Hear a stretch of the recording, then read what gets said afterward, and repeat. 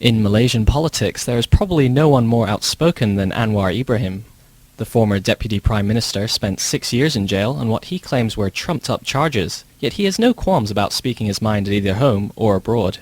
Nevertheless, his fierce criticism of corruption and cronyism in Malaysia often means supporters feel more comfortable meeting with him far from the public eye. It was partly for that reason Mr. Anwar was in Hong Kong yesterday. He spoke to members of the media, in addition to making plans to meet backers from Malaysia's business and political community. At the top of everyone's mind are parliamentary elections that could be called as early as March.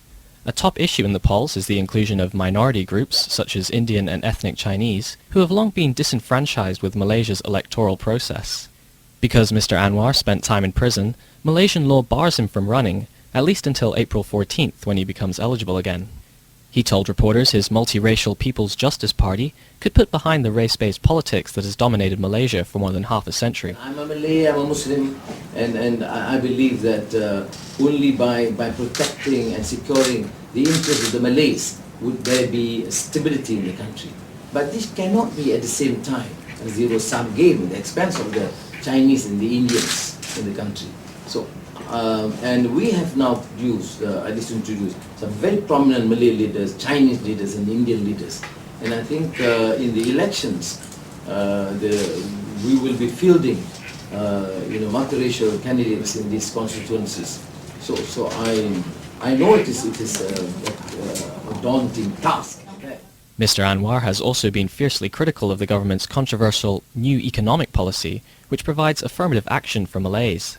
He said that the policy had hindered Malaysia's economic growth and international standing. My argument in this, in crafting this new Malaysian economic agenda is that we are losing our competitiveness. You know, Malaysia have lost its team compared to the 90s. With all the limitations of the 90s, we were far better in the 90s. Foreign direct investments we have lost. Growth we have lost.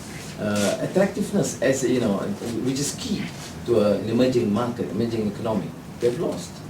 Not to China, India, to Vietnam, FDI to Indonesia, to Thailand. Why? Partly because of our obsolete policies, and this is linked with NEP. So if you persist in pursuing this agenda, we do it at the expense not only about the Chinese and Indians, the expense of the Malays, because we are not able to propel and grow. When asked about Malaysia's anti-terrorism efforts, Mr. Anwar spoke against the danger of sacrificing due process in the name of security. The laws, the security apparatus against this extremist cell, be it Islamic or whatever, I have no qualms about that. Yeah. But then you must use a due process. I've been a victim of International Security Act twice. I know precisely what it means. But in this case, the latest case, you find 5 of these Hindu leaders arrested under ISA. And now when they amended, no investigation, they can be brought immediately.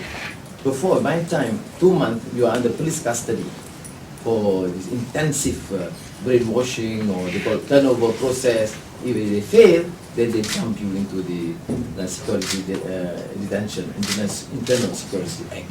Now, they just take you straight to the rehabilitation center, they call it, it's a prison in the north. For the South China Morning Post, this is Richard Pine.